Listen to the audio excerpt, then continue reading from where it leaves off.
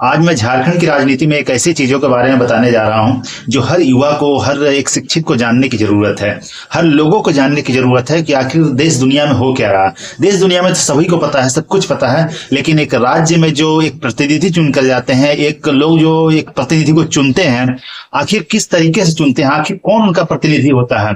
आखिर वो प्रतिनिधि क्या एक क्रिमिनल होता है, क्या वो प्रतिनिधि एक अच्छा इंसान होता है, क्या आखिर उनके लिए वो भला करेगा कि नहीं करेगा। अगर एक प्रतिनिधि जो होता है क्रिमिनल होता है तो किसी भी आम इंसान के लिए वो भला नहीं कर सकता है, क्योंकि वो जब क्रिमिनल होगा तो जाहिर सी बात है वो अपने क्रिमिनल केस के हैंडल करने के लिए बहुत सारे पैतरा बनाएगा, इसीलिए वो नेता बनना चाहता है।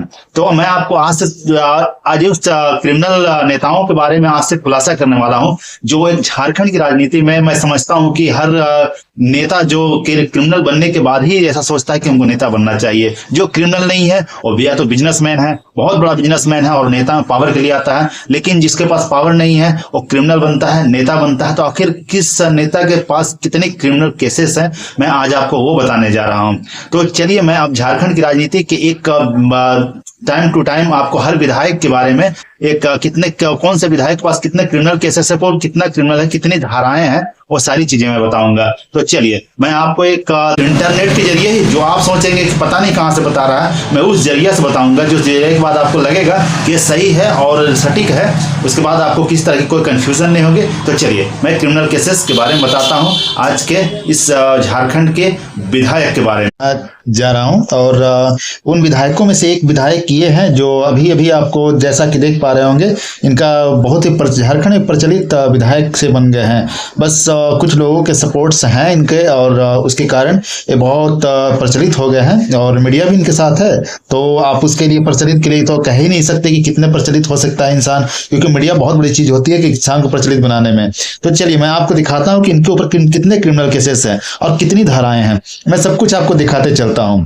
जैसा कि आप देख पा रहे हैं, ये जयराम कुमार महतो है, विजेता डोगरी विधायक हैं गिरिडीह के, और ये अपने पर्सनली एक पार्टी बनाए हैं, अपने उस पार्टी के ये बिलोंग करते हैं। और ये इनका पेशा जो है छात्र का है, छात्र रहते हुए बहुत सारे पैसे कमा चुके हैं, और कैसे कमाए ये कुछ पता नहीं, और पता ये इस सूचना के तहत दिया गया है कि ये 2,55,965 रुपया ये कमा के जमा किए हैं, जबकि इनका पैसा छात्र है। एक छात्र इतनी पैसा जमा करता है तो इस पे भी सवाल खड़ा होता है। लेकिन फिलहाल मैं सवाल खड़ा पैसे पे नहीं करूंगा। मैं जैसा कि आप देख रहे हैं 24-25 में आप देख रहे हैं कि 4,97,440 रुपया ये 100 किए हैं, ठीक है, ITR के तहत, ठीक है। अब ITR वाली जांच तो किए नहीं किए, पता नहीं क्या कि छात्र आखिर कैसे इतना पैसा जमा कर सकता है, क्या कमाता है, कैसे 4 चक्का गाड़ी पर घूमता है, ये सब तो जांच किए नहीं किए मैं तो नहीं बता सकता। मैं तो आपराधिक मामले के बारे में आपको जानकारी देने वाला हूं।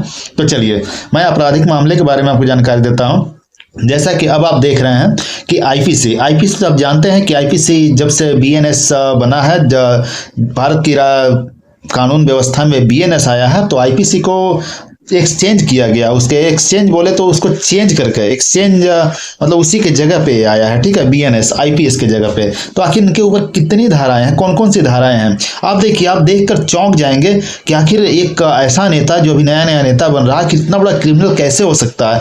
आखिर एक नॉर्मल नेता के पास इतनी धाराएं कैसे लग सकती है। देखिए बेवजह किसी पे इतनी धाराएं नहीं लगती है। और भी नेता है कि उनके पास एक भी केसेस नहीं है। हमारे देश के प्रधानमंत्री, उनके पास एक भी केसेस नहीं है, जबकि वो प्रधानमंत्री हैं। आखिर ऐसा कैसे हो सकता है कि एक नॉर्मल नेता जो अचानक से विधायकी में आता है उनके पास 14 क्रिमिनल केसेस आ जाता है, इतना धाराएं आ जाती है। तो चलिए मैं धाराओं के बारे में बात करता हूं। जैसा कि आप देख रहे हो कि आपराधिक धमकी की सजा, ये देखिए धमकी की सजा इनको मिली थी। एक अपराधी जो क्रिमिनल होता है किसी को धमकी देता है ना, उसके धमकी के लिए इनको सजा मिला, उस सजा के लिए बोल सकते हैं। और उसके धारा इनको 506 धारा लगी है, ठीक है। आपराधिक धमकी देने के लिए इनको 506 आईपीसी धारा लगी है, ठीक है। देखिएगा ये धारा एक तो देख लिया, 506 धारा लगी है। दूसरी धारा हत्या के प्रयास, ठीक है, हत्या के प्रयास में इनको धारा 307 लगी है। अब आप सोचिए एक नॉर्मल नेता जो होता है वो हत्या किसको क्यों करना चाहता है, कुछ तो वजह होगा। आखिर इतने बड़े पद पे वो आना हम देखिए, हम और आप जैसे इंसान, कोई भी इंसान, आम इंसान चाहेगा तो नेता नहीं बन सकता है। वो जरा से ही पुलिस के हत्थे क्या चढ़ेगा, आप उसे डर लगेगा कि आखिर मेरे ऊपर इतने सारे आरोप आ जाएंगे, मुझे बचाएगा कौन, मुझे कौन सा वकील मिलेगा, मुझे कौन सा जज मिलेगा, ऐसा सोचेगा। लेकिन ये नहीं सोचते, मतलब इनके ऊपर किसी न किसी का हाथ है, तभी तो ये बिना सोचे कि कहीं भी कुछ भी प्रयास कर रहे हैं। जैसा कि आप देखिए, किसी को आपराधिक धमकी दे रहे हैं, उसमें इनको 506 धारा लगा है। आप ये देखिए, हत्या के प्रयास भी किए हैं किसी को, तभी तो इन पर 307 धारा लगा है। धारा और देखिए, लोक सेवक को उनके कर्तव्य से विरत करने के लिए सुरक्षा से चोट पहुंचाने संबंधित आरोप भी है इनको पर। लोक सेवक मतलब आप समझ रहे हैं, लोक सेवक मतलब जैसे आईएएस आईपीएस होते हैं, उन पर ये चोट पहुंचाए हैं, ऐसा चोट पहुंचाने का काम किए हैं, इसके लिए इन पर 332 धारा लगी, आईपीसी धारा 332 लगी है। अब आगे भी देखिए, आप उसी के एवज में आपको जो चोट पहुंचाने का, उसमें 333 धारा भी लगी है, समझे ना। आपको लोक सेवक को चोट पहुंचाने में इनको 332 और 333 दोनों धारा लगी है। आपराधिक धमकी देते हैं, हत्या का प्रयास करते हैं, बेवजह किसी पे धारा नहीं लगती। इनके ऊपर हाथ भी बहुत बड़े बड़े होंगे, तभी तो इतनी धाराएं लगने के बावजूद भी अति नेता बनते हैं, विधायकी में जीत जाते हैं और लोगों के सामने बोलते हैं विधायकी तो मेरा जेब में रहता है। ये सब बात की बात है। आखिर इतने एक नॉर्मल इंसान के पास से इतना ताकत नहीं होगा। आप जरा ध्यान से समझिए, नॉर्मल इंसान के पास अगर पुलिस धमकी दे देगी तो बोलेगा सर हमको मतलब नहीं है, क्योंकि उतना इतना धारा तो झेल ही नहीं सकता, उसके पास वकील कहां से आएगा। लेकिन इनके पास वकील है, मीडिया है, एक ऊपर पावर है, रईसों का पावर हो सकता, तभी तो बड़े बड़े गाड़ियों से घूमते हैं, सब कुछ है, तभी इतनी इतनी धाराएं झेल पा रहे हैं। आप देखिए, आपराधिक धमकी का देख लीजिए 506, हत्या का प्रयास 307, आप लोक सेवक को उसको चोट पहुंचाया 332 और 333 दोनों लगा है। आगे देखिए, खतरनाक हथियारों या साधनों से सुरक्षा से चोट पहुंचाने संबंधित आरोप। अब देखिए, आखिर इनके पास कुछ तो है, जो लोगों को बोलते हैं हम डरते नहीं हैं, हमको गोली मार दो। आखिर कोई भी इनको गोली क्यों नहीं मार रहा? जनरली तो कोई भी इंसान किसी को भी गोली मार देता है। आज के घटना में आप देख ही रहे होंगे कि आज का ये न्यूज छपा, उसको गोली मार दिया, उसको गोली मार दिया, और ये मुंह उठा उठा के बोलते हैं कि हमको गोली मार दो, उनको कोई गोली नहीं मार रहा। मतलब इनके पास वो पावर है। देखिए, खतरनाक हथियार या साधनों से, इनके पास कुछ ऐसा साधन है जिसके लिए लोग भी सोचते हैं कि इसके पास भी पावर है और इनको चोट नहीं पहुंचा रहे हैं। लेकिन आप देखिए, इसके लिए इनको 324 धारा लगा है। आप देखें, 307 लगा, 332 लगा, 333 लगा, 324 लगा और 506 भी उससे पहले लग चुका है। आखिर सोचिए, खतरनाक हथियार से चोट किसी को पहुंचा रहे हैं, समझे ना, उनके 324 धारा लग रहा है। आगे देखिए, किसी अन्य व्यक्ति की वैध गिरफ्तारी में प्रतिरोध या बाधा डालने। देखिए, नेता बनने का जो भूत है ना, ये सिर्फ नेता नहीं, इनको सीएम बनने का भूत है, तभी तो ऐसा काम कर रहे हैं। अब किसी को गिरफ्तारी वैध हो रही है तो उसमें बाधा डालने चल जा रहे हैं। अब जाहिर सी बात है, आज भारत का कानून ऐसा है कि आपको अगर लोगों को सपोर्ट मिल जाए तो आप गलत भी है तो सही ठहराए जाएंगे। तो अगर पुलिस कितना भी अच्छा कर रही होगी तो उसको गलत ठहराने के लोगों को सपोर्ट मिल गया।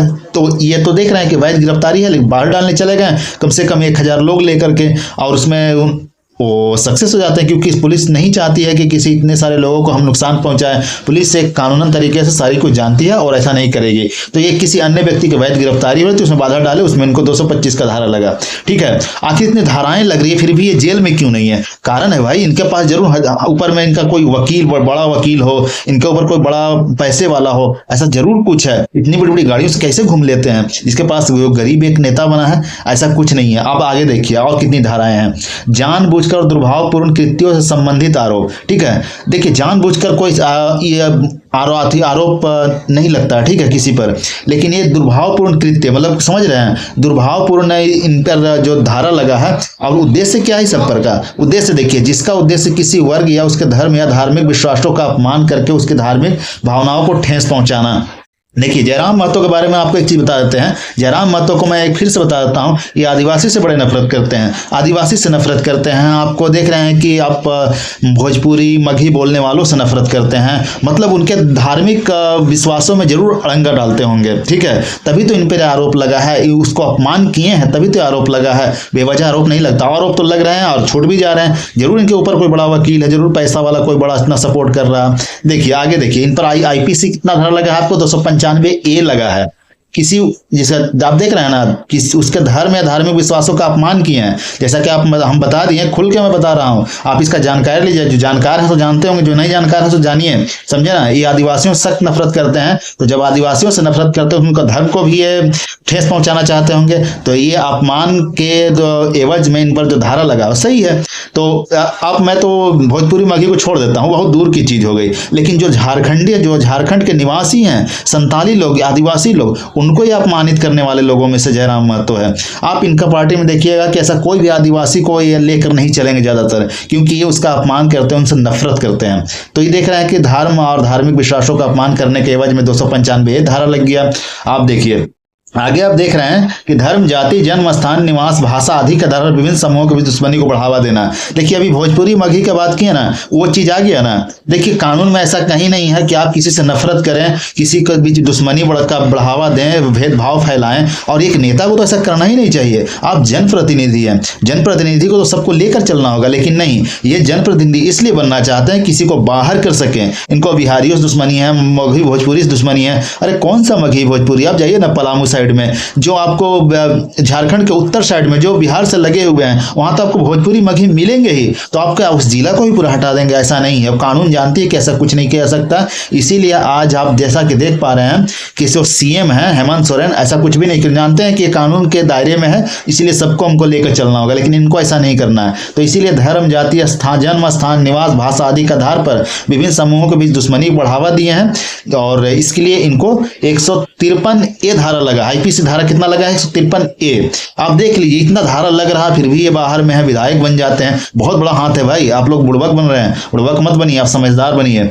देखिए चोरी की सजा जरूर, आखिर इतने पैसे इनके पास कहां से आता है कि ये 4 चक्का गाड़ी पे घूमते हैं, उसका पेट्रोल का खर्चा निकालते हैं। कोई भी इंसान इतना दान नहीं देता, कोई इतना दानी नहीं है कि रोज रोज इनको दान करेगा। दिन रात घूमते रहते हैं। 4 चक्का का माइलेज आपको पता है? 4 चक्का का माइलेज जनरली अगर कोई भाड़ा पे ले जाता है ना, स्कॉर्पियो या बोलेरो, तो 10 किलोमीटर का माइलेज देता है।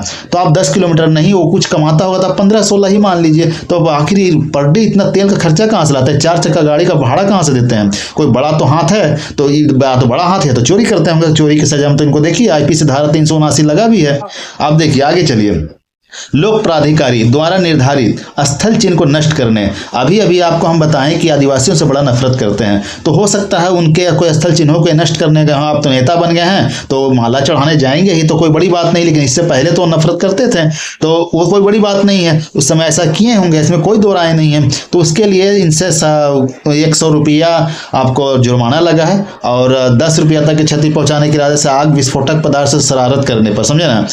विस्फोटक मतलब वो जो स्थल चिन्ह है उसको विस्फोटक पदार्थ से तोड़ने की साजिश किए होंगे, इसलिए इनको आईपीसी धारा 435 भी लगा है। आप देख रहे हैं, आपको पहले से बोले कि आदिवासियों से नफरत करते हैं, ये भोजपुरी मगही बोलने वालों से नफरत करते हैं, बिहारियों से नफरत करते हैं, जबकि इनको सच में बोले तो इनको पॉलिटी का ज्ञान नहीं है, इनको कानून का ज्ञान नहीं है, ये बस अपराध करने जानते हैं। चलिए आगे आप दिखाते हैं।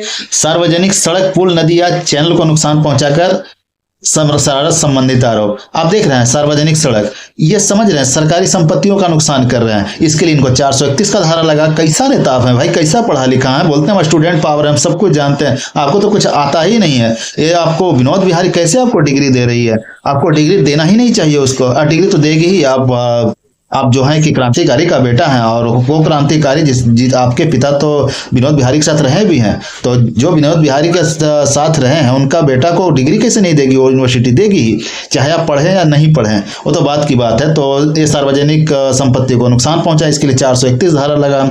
आगे देखिए, डकैती का प्रयास संबंधित आरोप। अभी अभी आपको बोले 4 चक्का पे घूमते कहाँ से थे, और बिना आप स्टूडेंट लाइफ में जी रहे हैं, लेकिन 4 चक्का से घूम के लोगों का पूरा जांच पड़ताल कर रहे हैं। तो आपको स्टूडेंट लाइफ में जी रहे हैं, लेकिन 4 चक्का का तेल कहां से लाते हैं? ये सारी चीजें, इसका मतलब सच में डकैती करते होंगे, तभी तो 393 धारा इन पे लगा है। बेवजह किसी पे कुछ नहीं लगता, और इन पे बड़ा हाथ होगा ही होगा, तभी तो छूट भी जाते होंगे। लोगों को फिर बीच में टांग अड़ाने के लिए नेता जो बनना था, कोई बड़ा वकील होगा, कहीं तो सेटिंग है भाई, कुछ तो लोचा है। आप इतना समझ लीजिए। जबरन वसूली की सजा, देखिए आज लोगों को ये सपोर्ट करने जा रहे हैं कि पुलिस ऐसा काहे कर रही है, वैसा काहे कर रही है, लेकिन क्योंकि आज ये नेता बन गए हैं, लेकिन इससे पहले वो नेता नहीं थे। वो सब डकैत भी हो सकते हैं, वसूली भी कर सकते हैं, क्योंकि वो 4 चक्का का खर्चा कहाँ से लाएंगे, इतने 4 चक्का से घूमेंगे कहाँ से, लोगों पर जाकर रैलियां कहाँ से करेंगे, सब कारण है। इसके लिए आईपीसी धारा इनको 384 लगा है। स्वेच्छा से गंभीर चोट पहुंचाने के लिए सजा, देखिए अपना मनमर्जी किसी को भी चोट पहुंचा दिए, इसके लिए इनको 325 धारा लगा है। आगे देखिए, चुनाव में अनुचित प्रभाव या प्रतिरूपण के लिए दंड, समझे ना, चुनाव में जीतने के लिए कुछ भी कर सकते हैं लोग, इनका थोड़ा सपोर्ट में है तो चीजों का खुलासा नहीं होता है, मीडिया भी इनका सपोर्ट में है तो इसका खुलासा नहीं हो पाता है कि ये रियलिटी क्या है, तो आखिर इनको दंड तो लग रही रहा है। और पुलिस तो कुछ नहीं करती, इसलिए पुलिस पकड़ेगी, वहां से उनके पास बड़ा वकील है, वहां से इनको बेल करवा लेगी। पुलिस के हाथ में कुछ नहीं है, सब कुछ हाथ काला कोर्ट के हाथ में है, तो ये तो बड़ी बात नहीं है, पुलिस कुछ भी नहीं कर सकती इधर धारा लगने के बावजूद भी। तो चुनाव में अनुचित प्रभाव इनका था, उसके लिए 171 धारा लगा है। देखिए आप समझदार बनिए, कोई भी नेता ऐसा ही कैसे नेता बन जाता है, उसका ईमानदार तो हो नहीं सकता। आगे देखिए, गैर कानूनी सभा के प्रत्येक सदस्य द्वारा सामान्य उद्देश्य के अभियोजन में किए गए अपराध का दोषी होने से संबंधित आरोप। आप देख पा रहे हैं कि आपको गैर कानूनी सभा के प्रत्येक सदस्य द्वारा जो सामान्य उद्देश्य है उसके अभियोजन में किए गए अपराध कहीं भी टांग अड़ाने पहुंच जाते हैं। तो आप समझिए, हर जगह आप टांग नहीं अड़ा सकते, आप तो कानून से ज्यादा नहीं है। दुनिया संविधान को मान रही है, आपको भारत तो दुनिया तो छोड़ दी, दुनिया भी अपना अपना संविधान को मान रही है, लेकिन भारत का अपना जो संविधान है, पूरा भारत अपना संविधान को मान रही है, और आप चाहते हैं कि हम अपना संविधान बना के चले, तो आपके लिए तो लगेगा ही। लेकिन आज नेता बन गए ना, आज पूरा दुनिया को बता रहे कि हम बड़े काबिल हैं, ऐसा कि नहीं है। आपके पास आईपीसी धारा इसके 149 भी लगा है। दंगा फैलाने की साजिश, नेता बनने के लिए तो कुछ भी कर सकते हैं, उसके लिए 147 धारा लग गया। आप देख रहे हैं आखिर इतने बड़े बड़े लोचा कैसे हो रहे हैं, इनके ऊपर जरूर कोई बड़ा वकील है, बड़े थी अमीरों का सपोर्ट है, 4 चक्का गाड़ी पे घूमते थे, तेल खर्चा करते थे, आज नेता बने हैं, उससे पहले की बात आपको बता रहे हैं। चलिए आगे देख रहे हैं, दंगा फैलाने की साजिश में 147 धारा लग गया। लोक सेवकों के कर्तव्य को निर्वहन से रोकने के लिए, जो लोक सेवक है उसको उसका काम को रोकने गए थे, समझे ना, सरकारी जो कर्मचारी है उसका काम को रोकने गए थे, उनको आईपीसी धारा 353 लगा है। देखिए सब कुछ कर रहे हैं लेकिन छूट जाते हैं, इनके ऊपर जरूर को बड़ा हाथ है, इस पर जांच जरूर होना चाहिए था, लेकिन नहीं होगा। हम जानते हैं राजनीति ही हमारे देश का ऐसा है, लेकिन मैं लोगों का जानकारी के लिए ये वीडियो है और मैं आगे दे रहा हूँ। गलत तरीके से रोकने के लिए सजा संबंधित आरोप, देखिए कहीं भी टांग अड़ाने पहुंच जाते, फिर 341 धारा लग गया। स्वेच्छा चोट पहुंचाने के दंड से आरोपित, फिर देखिए किसी को भी चोट पहुंचाने पहुंच गया, 323 धारा लग गया। आप देखिए लोक सेवक द्वारा विविध प्रख्यातित आदेश की अवज्ञा संबंधित आरोप, फिर लोक सेवक को परेशान किया, फिर आईपीसी 188 लग गया। शांति भंग करने के लिए जानबूझकर अपमान, देखिए अब कहीं पर शांति चल रहा है, कुछ लोग करना चाह रहे हैं, वहां पर टांग अड़ाने पहुंच जाते हैं, वहां पे इनको 504 धारा लग गया। दंगा फैलाना, फसाद, घातक हथियार से लैस होने संबंधित आरोप, आप देख रहे हैं कि दंगा फसाद तक कर दिए नेता बनने के लिए, लोगों में बीच में एकदम एक तरीके से आने के लिए, घातक हथियार से लैस भी जरूर होते होंगे। आखिर लोग में अंदर में एक डर क्यों बन रहा है? ये कहते हैं कि हम झारखंडी हैं, बड़े नॉर्मल इंसान हैं, हमको रंगबाजी नहीं आता, सब रंगबाजी तो यहाँ धारा में दिख रहा है। कौन कहता है कि रंगबाजी नहीं? रंगबाजी से लैस है पूरा, दंगा फसाद, घातक हथियार इसके पास है, अगर इसको जांच किया जाए तो पूरा दूध का दूध अब पानी का पानी हो जाएगा। देखिए दंगा फसाद, घातक हथियार से लैस होने से इसको 148 धारा लगा है।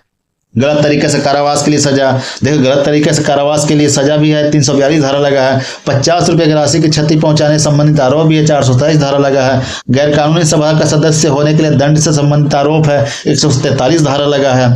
आप देख रहे हैं कि सार्वजनिक मार्ग या नौवहन मार्ग में खतरे या बाधा संबंधित आरोप, 283 धारा लगा है। आप देख रहे हैं कि सड़क उड़क जाम ही करने पहुंच जाते हैं, नेता जो बनना है, सीएम का तो सपना देख रहे हैं ना, तो अब तो कुछ भी करेंगे, 283 धारा लगा। आपराधिक षड्यंत्र की सजा से संबंधित आरोप, इसके लिए 120 बी धारा लगा है। देखिए आपराधिक षड्यंत्र करने में तो माहिर है, इसमें कोई दो राय नहीं है, पुलिस बेचारा कुछ नहीं कर सकता, और काला कोट वाला छुड़ा के लेके इसको निकल जाता है। आगे देखिए, जबरन वसूली करने के लिए किसी व्यक्ति को चोट पहुंचाने के भय में डालने संबंधित आरोप, ये जबरन वसूली करते होंगे, इसमें कोई दो राय नहीं है। इतना पैसा आता कि कहां से था 4 चक्का पे घूमने के लिए। आईपीसी धारा 385 लगा है, दूसरों के जीवन या व्यक्तिगत सुरक्षा को खतरे में डालने वाले कृत्य चोट पहुंचाना। देखिए दूसरों के जीवन में टांग तोड़ाते हैं, इसमें कोई शक नहीं है। दूसरों का जीवन बोले तो क्या, बिहारियों से नफरत करते हैं, भोजपुरी मगही वालों से नफरत करते हैं, आदिवासियों से नफरत करते हैं, तो ये सब नफरत जो है किसी को चोट ही ना पहुंचा रहा है, किसी का जीवन को खतरा ही तो डाल रहा है, तो इसके लिए 337 धारा लगा है। आगे देखिए, किसी व्यक्ति द्वारा उनकी वैध गिरफ्तारी में प्रतिरोध या बाधा डालने संबंधित आरोप। समझे ना, किसी व्यक्ति द्वारा जो वैध गिरफ्तारी हो रहा है, इससे पहले भी इनको धारा लगा था, अभी फिर लग रहा 224 धारा लगा। देखिए आपको एक चीज ध्यान दीजिएगा, जो रेड कलर में 2-1 ऐसा लिखा हुआ है, इसका मतलब यह है कि इस काम के लिए इनको 2 बार ये चीज हुआ है। मतलब किसी को वैध गिरफ्तारी में बाधा डालने गए, 224 धारा लगा है, ये 2 बार इनके साथ हो चुका है। तो 2 बार, 1 बार, 3 बार, इस तरह से आप जो देख रहे हैं, ये इतने बार इनके साथ हो चुका है। तो आगे देखिए, आप लोक सेवक को चोट पहुंचाए। आप फिर से देखिए, एक सरकारी कर्मचारी को, IAS IPS जैसे लोगों को चोट पहुंचाए, उसके लिए 189 धारा लगा। लोक सेवक के सार्वजनिक कार्यों के निर्वहन में बाधा डालने से फिर आपको सरकारी काम में बाधा डाल रहे हैं, 186 धारा लगा। गृह अत्याचार के लिए दंड संबंधित आरोप, फिर 448 धारा लगा। दूसरों के जीवन में फिर व्यक्तिगत सुरक्षा को चोट पहुंचाए, 338 धारा लगा। अन्यथा प्रावधान न किए गए मामलों सार्वजनिक उपद्रव, आप देख रहे हैं पब्लिकली उपद्रव भी किए हैं, तभी तो नेता कोई सही नहीं बनता, एक आम आदमी समझ लीजिए, कोई बहुत बड़ा खेला है। IPC धारा 290 लगा। सामान्य इरादे को आगे बढ़ाने में कई व्यक्ति द्वारा किए गए कार्यों संबंधित आरोप, IPC धारा 34 लगा। अपराध के समय उपस्थित दुष्प्रेरक से संबंधित आरोप, IPC धारा 114 लगा। देखिए ये IPC कब पहले का, BNS बनने से पहले का, ये सारा धारा उस समय का लगा हुआ। विधायक आज बना है, इतना ही अपराधी होते हुए भी आज विधायक बना है। क्योंकि जानिए आप चीज, 2 ही इंसान नेता बन सकता है, या तो बहुत बड़ा गुंडा या तो बहुत बड़ा पैसे वाला, तीसरा कोई आदमी नेता नहीं बनता है। आप चाहे जितना भी दिमाग, इतना धारा आखिर लगा कैसे? अगर इतना ईमानदार है तब, कोई भी ईमानदार के ऊपर इतना धारा नहीं लगता। आप ध्यान दीजिए, आज यही इसी चीज को मैं बताना चाहता हूं, क्योंकि ये देखिए जबरन वसूली भी कर रहे हैं, गुंडागर्दी भी कर रहे हैं, आखिर तभी तो इतना बड़ा बड़ा गाड़ी, इतना तेल का खर्चा सब आ रहा है। तो ये सब समझदार बनिए, समझदार बनने के बाद ही लोगों का आंख खुलना चाहिए मेरे हिसाब से, और आप लोग को ध्यान खुल जाना चाहिए। मैं अब आपको बताने जा रहा हूँ कि किस किस थाने में कौन कौन सा कार्रवाई हुआ। इतना धारा तो आप देख लीजिए, आप रिवर्स जाकर फिर से रिपीट करके देख सकते हैं, फिर से धारा आपको समझ में नहीं आया तो, ताकि आपको चीजें समझ में आ जाए। अब देखिए आपके यहाँ कौन कौन सा आपको FIR नंबर है। आप देखिए गिरिडीह थाना में इनका केस हुआ है, समझे ना, श्री अभिजीत पांडे, ठीक है, न्यायिक दंडाधिकारी प्रथम श्रेणी गिरिडीह, समझे ना। वहां गिरिडीह थाना में आपको, जैसा कि आप देख रहे हैं कि गिरिडीह थाना में इनको केस हुआ है।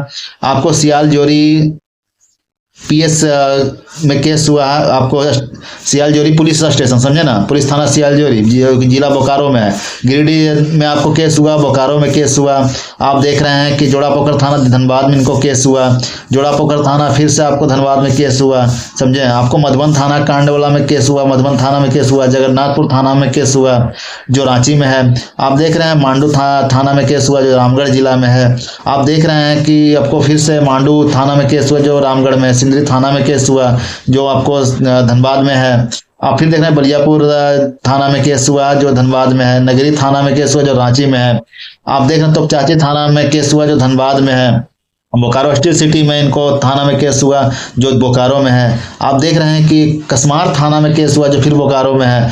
तो आप देख रहे हैं कि इतने थाना में आपको जो केसेस हुए हैं, वो केसेस होने के बाद ही पता चलता है कि सब कुछ एक तरीके से होता गया, लेकिन इनके पास कोई बड़ा हाथ जरूर है, कोई बड़ा लोग जरूर है, कोई बड़ा वकील जरूर है, तभी इनके छूटते गए और इनको नेता के पद पर इनको बैठाने के लिए सारे लोग अपना हाथ आजमाते गए, तो जाकर आज नेता बना है। तो ये खुलासा एक तरीके से समझिए, जानकारी समझिए कि आखिर एक इंसान अपराधी कितना अपराधी है, कितना कोई भी एक आम इंसान को इतना केसेस नहीं हो जाता है, कोई भी इंसान को इतना धारा नहीं लग जाता है। आप घर में बैठे रहेंगे आप इतना धारा लग जाएगा, ये नहीं हो सकता। आप जरा समझिए, किसी का भी घर में बैठे धारा नहीं लगता, जरूर कांड जरूर करता है तभी धारा लगता है। तो ये सारी चीजें आपके सामने रखी गई है, और इसके बाद मैं समझता हूं कि आप समझदार होंगे। ये सूचना जानने के बाद आप जानकार बनेंगे, और मैं जानकारी का उद्देश्य से ही आपके सामने रखा हूं। आप जानकार बनिए, सचेत रहिए, और अगला प्रतिनिधि चुनने के एक बार जरूर सोचिए कि मुझे किसे चुनना है, कौन मेरे लिए कितना काम करेगा, क्या नहीं करेगा, ये चीज आपके माइंड में होना चाहिए।